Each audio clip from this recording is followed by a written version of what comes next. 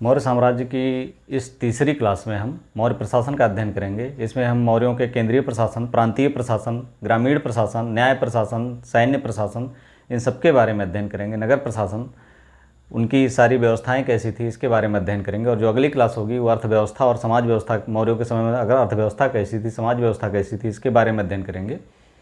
Welcome है my YouTube channel study with शरण IAS। अगर आपने चैनल ना सब्सक्राइब किया हो तो सब्सक्राइब कर लें। तो सबसे पहले हम देखते हैं कि यहाँ इनका केंद्रीय प्रशासन कैसा था, मौर्यों का केंद्रीय प्रशासन कैसा था। हम जानते हैं कि एक निरंकुश राजतंत्र की या एक राजतंत्र का सबसे बड़ा जो निर्णयकर्ता होता है, सबसे बड़ा सुप्रीम बॉस होता है, कमांडर होता है, वो होता है राजा। वो सेनापति का सेनापति भी होता है, प्रशासनिक अधिकारी का प्रशासन सर्वश्रेष्ठ प्रशासनिक अधिकारी भी होता है, सब कुछ होता है। न्याय व्यवस्था में सर्वोच्च न्यायाधीश भी वो होता है। लेकिन इसके बावजूद व्यवस्था को सुचारू रूप से चलाने के लिए अति केंद्रीकृत व्यवस्था के बावजूद भी विकेंद्रीकरण की प्रक्रिया अपनानी पड़ती है। क्योंकि अगर विकेंद्रीकरण ना हो तो ये संभव नहीं है कि समाज, इतने बड़े साम्राज्य का प्रशासन आसानी से चलाया जा सके, जो दक्षिण में कर्नाटक से लेकर के उत्तर में कश्मीर तक, काबुल, कंधार तक और इधर पश्चिम बंगाल तक ये फैला हुआ ऐसा साम्राज्य हो, तो उसमें उसका प्रशासन इतने आसानी से नहीं चलाया जा सकता केंद्र, जब विशेषकर उस समय जब संचार साधन नहीं थे, बहुत स्लो थे संचार साधन।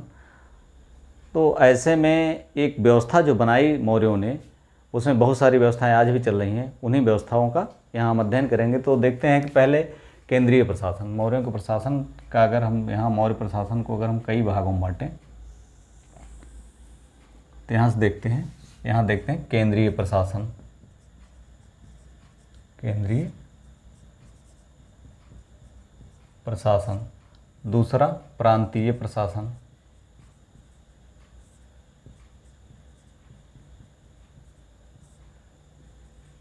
नगर प्रशासन।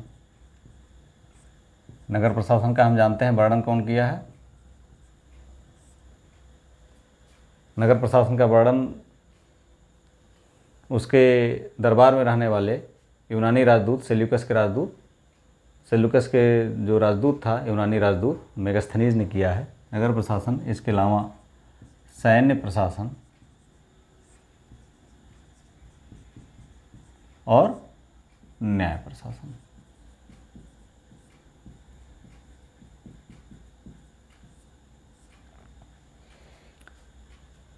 जो राजा होता था, राजा की सहायता के लिए, जैसा अर्थशास्त्र में, अर्थशास्त्र हम जानते हैं किसकी पुस्तक थी, विष्णुगुप्त, चाणक्य या कौटिल्य की पुस्तक थी अर्थशास्त्र। उसमें जैसा वर्णन है कि उसकी सहायता के लिए 18 तीर्थों की व्यवस्था की गई थी। 18 तीर्थ मतलब थे कि सर्वोच्च अधिकारी, और इनकी नियुक्ति जो होती थी उपधा परीक्षण के द्वारा होती थी। उपधा परीक्षण एक कठिन परीक्षण होता था जिससे उनकी ईमानदारी का परीक्षण किया जाता था। उसकी इसी उपधा परीक्षण के द्वारा होती थी। उपधा परीक्षण देख लीजिए, उपधा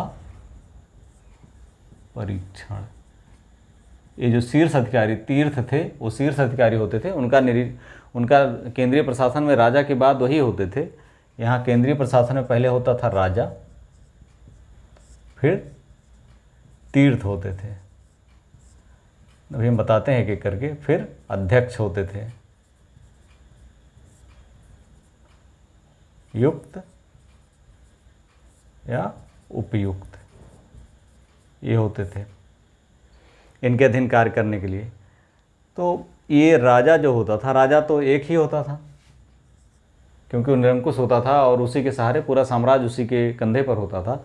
लेकिन उसकी सहायता के लिए तीर्थ थे। अर्थशास्त्र में 18 तीर्थों का वर्णन है इनका। अभी हमने बताया उपधा परीक्षण द्वारा होता था इनका। और जो कौटिल्य के अर्थशास्त्र में सप्तांग सिद्धांत का भी वर्णन किया गया है, राज्य को चलाने के लिए सप्तांग सिद्धांत का वर्णन किया गया है। उसमें राजा, सबसे पहले राजा होता था, राजा के बाद अमात्य होते थे, अमात्य, अमात्य के बाद जनपद, दुर्ग,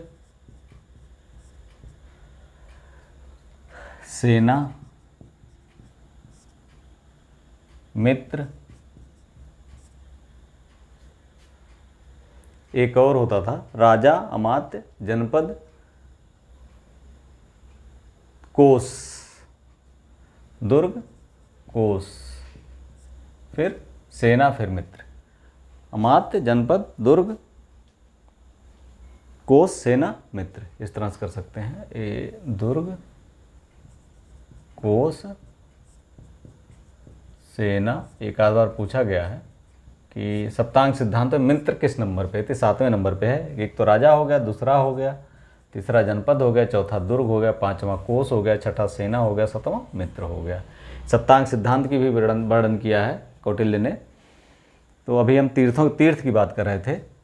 इस सप्तांग सिद्धांत के अलावा जो 18 तीर्थों की व्यवस्था की गई है, 18 तीर्थों में सबसे जो प्रमुख होते थे उसमें पुरोहित, युवराज, ये दोनों सबसे महत्वपूर्ण होते थे, क्योंकि इनका जो 18 तीर्थ यहाँ हम लिखे हुए हैं, यहाँ से लेकर के आप देख सकते हैं 18 तीर्थ हैं जो सर्वोच्च अधिकारी होते थे राजा की सहायता के लिए।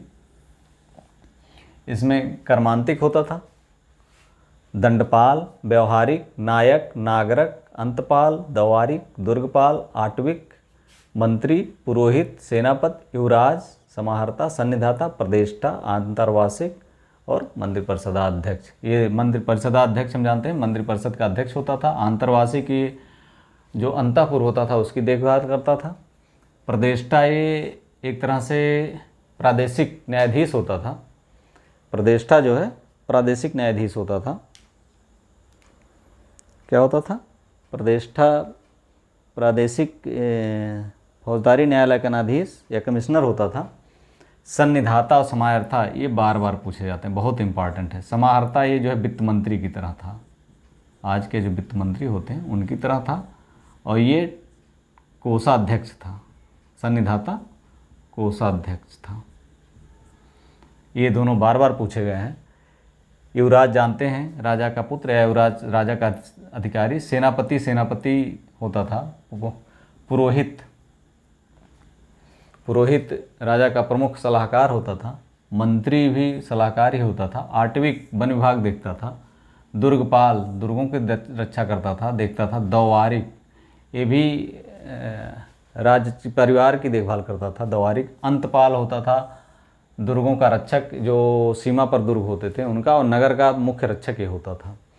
नागरक होता था, इसमें जो कोतवाल होते हैं उनके जैसा होता था। नायक जो है एक सेना की टुकड़ी का प्रधान होता था, वो उसका नायकत्व करता था। व्यावहारिक ये जो है एक न्यायाधीश होता था। दंडपाल सैनिक अधिकारी होता था, वो सारी पुलिस अधिकारी होता था। और कर्मांतिक खानों का प्रबंध करता होता था।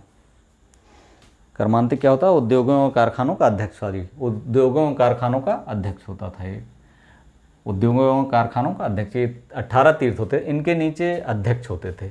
इनकी अर्थशास्त्र में संख्या बताई गई 26 अध्यक्ष होते थे। इनकी सहायता के लिए अध्यक्ष होते थे ढेर सारे। उनमें जो प्रमुख अध्यक्ष हैं इनका हमने यहाँ विवरण दे दिया है, जिनको बार बार एग्जाम में पूछा जाता है। जैसे लक्षणाध्यक्ष, ये मुद्रा के बनाने के लिए टकसाल का अध्यक्ष एक तरह से कह सकते हैं, जहाँ पर मुद्रा का निर्माण होता था। पौतवाध्यक्ष ये मापतौल का अध्यक्ष होता था। शुल्काध्यक्ष विभिन्न जुर्माने आदि जो लगाए जाते थे उनका नियंत्रण इसके पास था। सीताध्यक्ष राजकीय भूमि का नियंत्रण इनके पास था। आकराध्यक्ष, आकराध्यक्ष जो होता था, आकराध्यक्ष खानों का अध्यक्ष होता था। किसका अध्यक्ष होता था? खानों का अध्यक्ष होता था। और विविताध्यक्ष ये चारागाह का अध्यक्ष होता था। पाणियाध्यक्ष मापतौल का होता था। नवाध्यक्ष नौसेना का अध्यक्ष होता था। और सूना अध्यक्ष होता बूचड़ खाने का अध्यक्ष होता था। संस्थाध्यक्ष होता था। संस्थाध्यक्ष क्या होता था? संस्थाध्यक्ष होता था व्यापारिक मार्गों का अध्यक्ष होता था। ध्यान रखिएगा, ये थोड़ा अलग है। व्यापारिक मार्गों का अध्यक्ष, व्यापारिक मार्गों का अध्यक्ष। गणिका अध्यक्ष वेश्याओं का अध्यक्ष होता था। लौड़ा अध्यक्ष नमक का देखता था। मुद्रा अध्यक्ष ये पासपोर्ट का अध्यक्ष देखता था। महामात्र प्रसरण ये गुप्तचर व्यवस्था को देखता था। और सूत्राध्यक्ष ये वस्त्र उद्योग को देखता था। इस तरह से महत्वपूर्ण जो अध्यक्ष हैं 26 थे, 26 में से 15 के विवरण इस जहाँ से बार बार एग्जाम में पूछे जाते हैं, इसको हमने यहाँ लिख दिया। इसके अलावा उसकी सहायता के लिए युक्त और उपयुक्त होते थे। अब आते हैं प्रांतीय प्रशासन पे। एक केंद्रीय प्रशासन होता था। केंद्रीय प्रशासन यानी शीर्ष अधिकारी जो शीर्ष स्तर पे रह करके काम करते थे। अब प्रांतीय प्रशासन में हम पहले देख लेते हैं प्रांत कैसे बटा होता था। ये पहले साम्राज्य होता था, साम्राज्य, फिर उसके नीचे होता था प्रांत, प्रांत के नीचे होता था विषय, उसके नीचे होता था स्थानीय या विषय या जिला इसको कह सकते हैं, या जनपद। स्थानीय जो होता था 800 गांव होते थे इसमें। इसके नीचे द्रोणमुख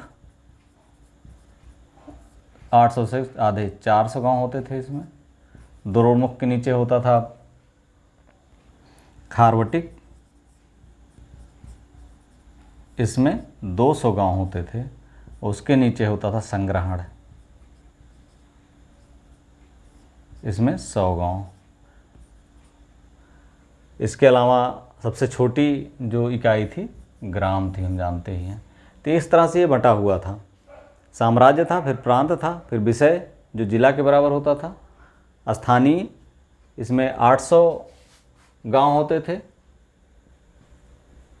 फिर द्रोणमुख होता था 400 गांव होते थे इसमें, खारवटिक होता था 200 गांव होते थे इसमें, आधे आधे करते जाइए। संग्रहण होता था 100 गांव, और सबसे छोटी इकाई या यूनिट जो होता था वो ग्राम होता था।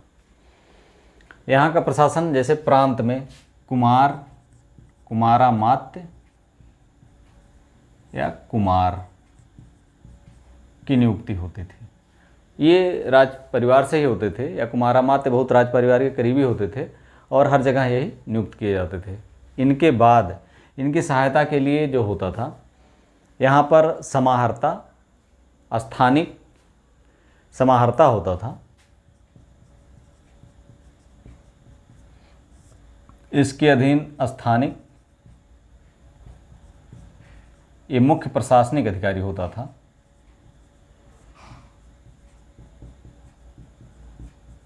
मुख्य प्रशासनिक अधिकारी, और इसके नीचे होता था प्रदेश।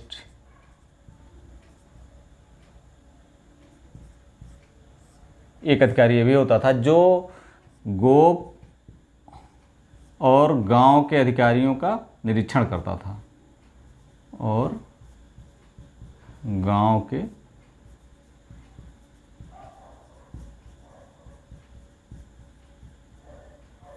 अधिकारियों का निरीक्षण करता था।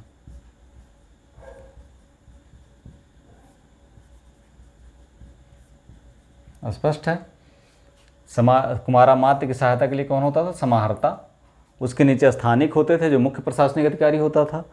प्रदेष्टि होता था जो गोप और गांव के अधिकारियों का निरीक्षण करता था, जो स्थानिक के नीचे होता था।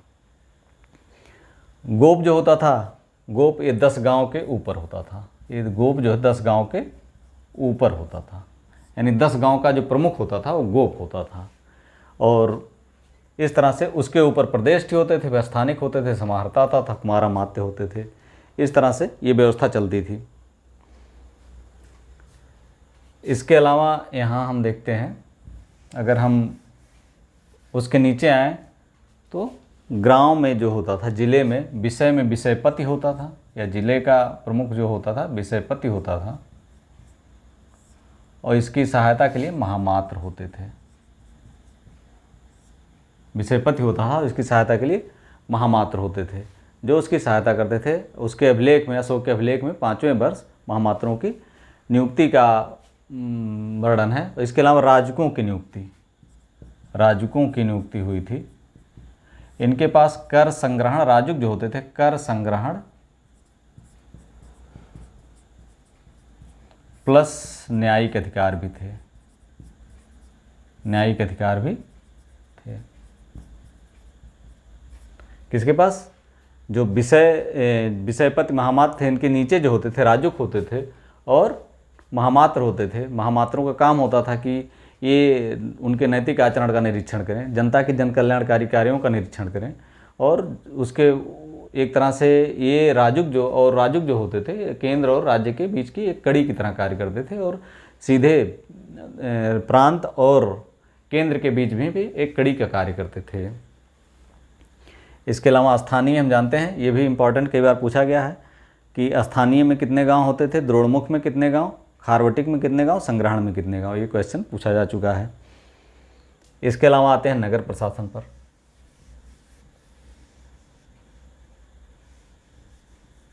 नगर प्रशासन का वर्णन जो है हमें अर्थशास्त्र में नहीं मिलता है। इसका वर्णन कहाँ मिलता है? मेगास्थनीज की इंडिका में। कहाँ मिलता है? मेगास्थनीज की इंडिका में। मेगास्थनीज जो सेल्यूकस का राजदूत था, इसकी इंडिका में। इंडिका अब उपलब्ध नहीं है, लेकिन एरियन, स्ट्रेबो, प्लिनी आदि के जो बुक्स हैं इनमें ये संदर्भ के रूप में मिलता रहता है। तो ये पूरा तो नहीं उपलब्ध है, लेकिन संदर्भ के रूप में जो विवरण दिया है उससे हम काफ़ी कुछ अनुमान लगा लेते हैं। तो नगर प्रशासन का वर्णन यहाँ पे है। यहाँ पर ये विवरण है कि ये 30 सदस्य होते थे। इसमें नगर प्रशासन में कितने होते थे? 30 सदस्य। और ये 5-5 की 6 समितियों में होते थे। 5-5 की 6 समितियाँ थीं। 5-5 की 6 समितियों में बने थे और इनके 6 समितियों के अलग अलग कार्य थे। जैसे पहली समिति, प्रथम समिति जो थी, उद्योग व्यापार का निरीक्षण, उद्योग शिल्प का निरीक्षण, उद्योग शिल्प का निरीक्षण। दूसरी समिति जो थी,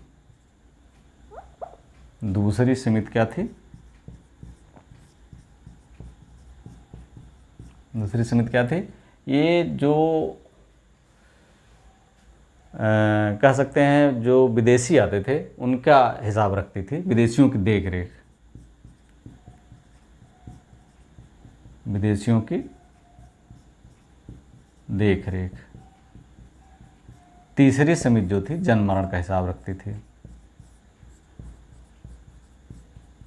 क्या रखती थी? जन्म मरण का हिसाब, कितने लोग जन्म हुआ, कितने लोगों का मरण का हिसाब। कहने का तात्पर्य है कि आज भी हम देखते हैं कि नगर पालिकाओं में जन्म मृत्यु का जो पंजीकरण है यही मान्य होता है और तब से चला आ रहा है। इसी तरह से यहाँ हम देख सकते हैं, अगर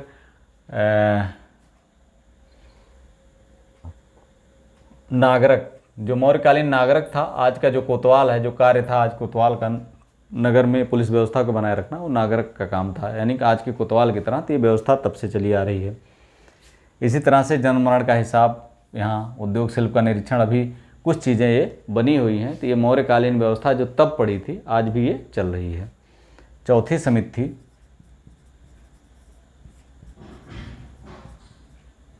ये व्यापार वाणिज्य का निरीक्षण करती थी। क्या करती थी? व्यापार वाणिज्य का निरीक्षण। पांचवी समिति जो थी,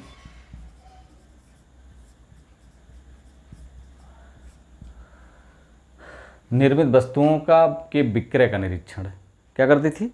जो निर्मित वस्तुएं हैं उनके विक्रय का निरीक्षण करती थी। निर्मित वस्तुओं के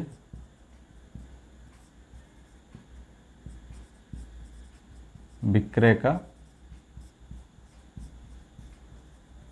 निरीक्षण। छठी समिति जो थी, बिक्री कर वसूल करना।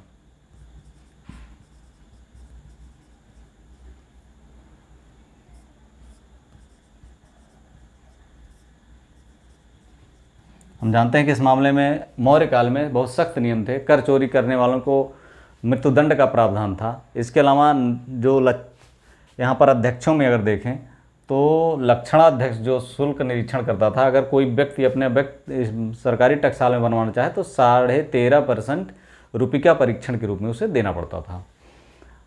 और इसी तरह से जो देशज वस्तुएं थीं उन पर 10% या बिक्री कर जो है 10% लिया जाता था बिक्री के लिए। बाहर की वस्तुओं का इस तरह से बिक्री का प्रावधान था। तो इस तरह से छठी समिति जो थी वो क्या थी? बिक्री कर वसूल करना था। ये तो हो गई नगर प्रशासन की। इसके अलावा नगर निर्माण का जो नगरों में मार्ग निर्माण का एक अधिकारी होता था वो एग्रोनोमोई था। क्या था? एग्रोनोमोई। ये मार्ग निर्माण का अधिकारी था, नगरों में होता था मार्ग निर्माण का अधिकारी। इतना स्पष्ट हो गया होगा।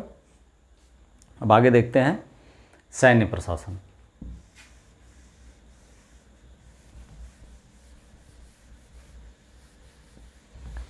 सैन्य प्रशासन की अगर बात की जाए तो सैन्य प्रशासन में भी 30 सदस्य थे।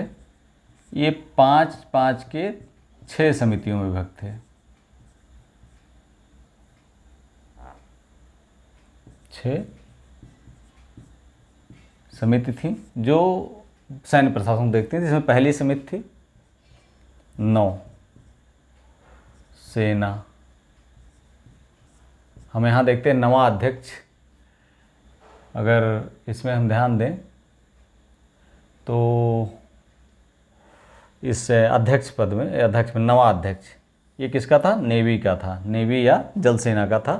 तो हम जानते हैं कि नौसेना मौर्यों में थी। पहली जो थी, पहली समिति नौसेना का देखभाल करती थी। दूसरी समिति जो थी वो रसद की व्यवस्था देखती थी। तीसरी पैदल थी। चौथी अश्व सेना की व्यवस्था देखती थी। पांचवी गज सेना की और छठी रथ सेना की।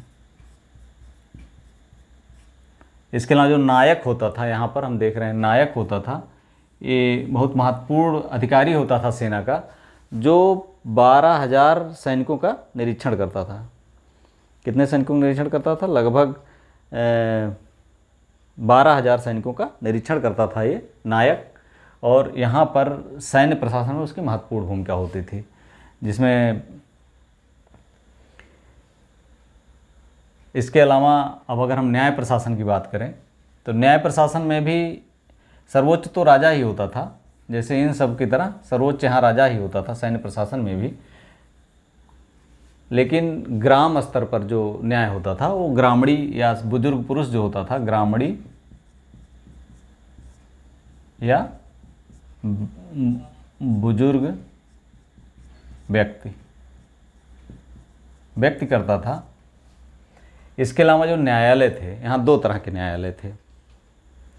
2 तरह के न्यायालय थे। एक तो धर्मस्थीय था, दूसरा कंटक शोधन। कौन कौन सा था? नंबर 1 धर्मस्थीय और दूसरा कंटक शोधन।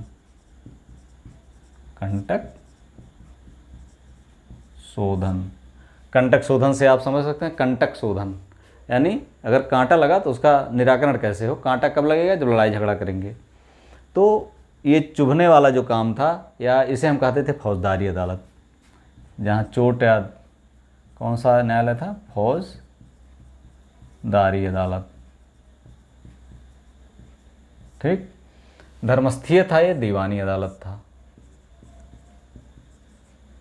लेकिन इसमें अगर हम मारपीट झगड़े का या गाली गलौज कुवचन बोलने का अगर हम इसमें प्रस्तुत करते थे धर्मस्थीय में, तो उसे वाक पारुष्य या दंड पारुष्य कहा जाता था।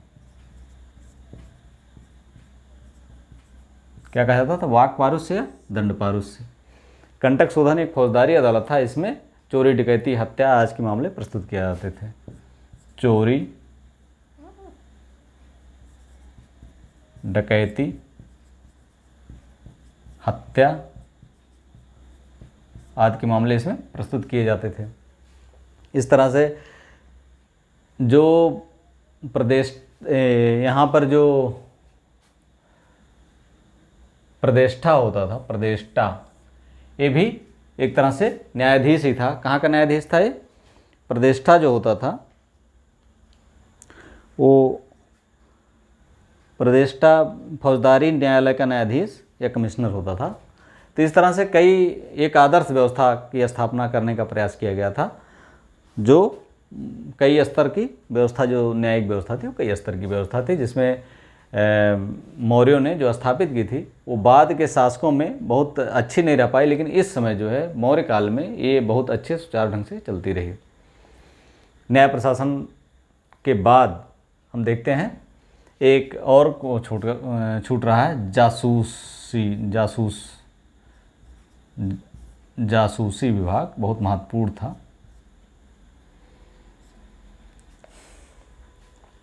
जासूसों को क्या कहा जाता था? गूढ़ पुरुष। यहाँ पर मौर्य काल में जासूस को क्या कहा था? गूढ़ पुरुष। ये गूढ़ पुरुष होते थे। इन गूढ़ पुरुष को भी दो तरह के होते थे, जासूस दो तरह के होते थे, एक संस्था और दूसरा संचार।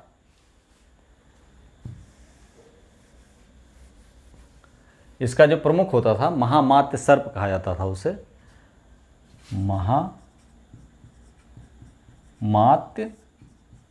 सर्प। ये जासूस विभाग का जो प्रमुख होता था उसे महामात्य सर्प कहा जाता था। और इसमें दो तरह के होते थे जासूस, एक तो संस्था, दूसरे संचार। संस्था जो है एक स्थान पर स्थिर रह करके